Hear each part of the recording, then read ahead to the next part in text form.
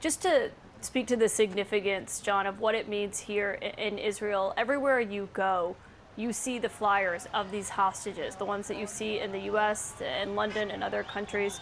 And you can see there, that is the convoy. We don't know who's inside this convoy, but you can see, John, that convoy making its way through the Rafah crossing. That is the crossing between Gaza and Egypt right now. You can hear cheers and horns honking.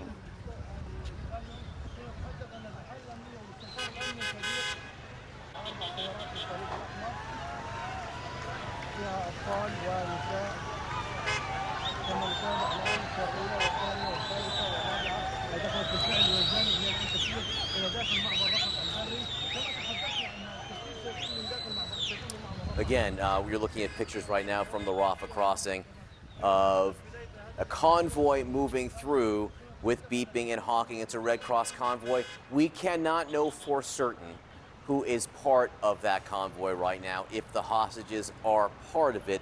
But you did hear some honking, some celebration there. Unclear to me exactly where that celebration would be coming from if it was the Red Cross convoy carrying those hostages, but we are seeing that activity at Rafah right here, which will be a key transit point, Caitlin, for these hostages as they move through. And you brought up another point here. One of the things, the developments, the twists today, is not only has a number of hostages been turned over from Hamas to the Red Cross, believed to be Israeli hostages, but several Thai hostages, people from Thailand who had been held. We understand they've been turned over as well, and it's not completely clear if those two groups are traveling together or separate at this point, Caitlin. Yeah, that is still something that we're trying to figure out, and this is a really fast-moving process. I mean, it's taking time for them to get from place to place, but there are several different layers of government involved here, different governments that are involved in this process. This had been something that, as we were hearing, as Israel and Hamas were getting closer to this deal, which was being negotiated by Qatar, that there were also questions of other governments also negotiating for their foreign nationals who were being held by Hamas in Gaza to also be released.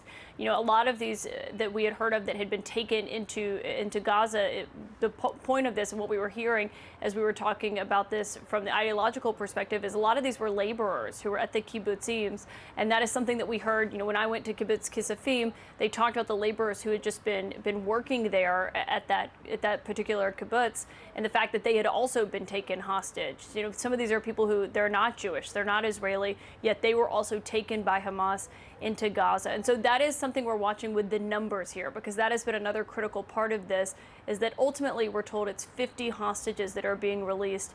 We got this additional information just a short time ago from Egyptian officials that these Thai nationals are also part of this. It is still a question of whether or not they are moving in this group together, whether all of them were in that convoy that we saw just pass through the Rafah crossing. Those are things that we'll have better clarity on once they've made it through. We do know Israel expects to publish a list of who has made it into Israel once those hostages have made it here. They said they will not do so beforehand. And so that is something that we're watching very closely. I know CNN's international anchor, Becky Anderson, also tracking this closely. And Becky, you've been checking in with sources about the Thai nationals who are also being released by Hamas today. What else are you hearing about not just that, but also what we just saw happen, that convoy, the Red Cross convoy passing through the Rafah crossing? That's right. They've just left Gaza through that crossing, and they will be making their way through that crossing on a.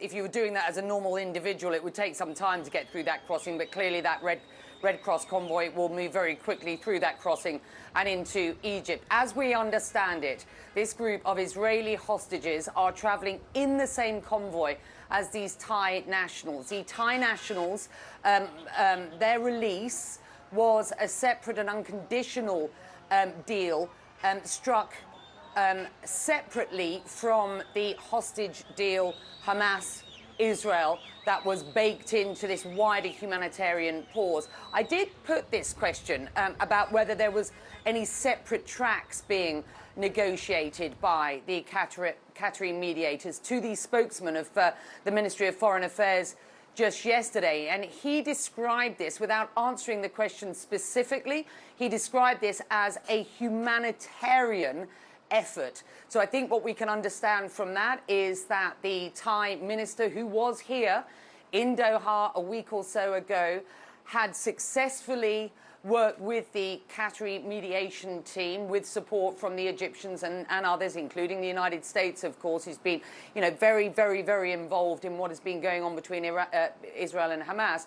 The Thais have been able to pull off a separate and unconditional deal to ensure that some of those Thai nationals who got caught up in this, workers at these kibbutzim, have also been released. Now, I think we have to be very clear that we are not absolutely sure of the numbers. As we understood it, we were looking at 12 Thai nationals to be released into ICRC hands today.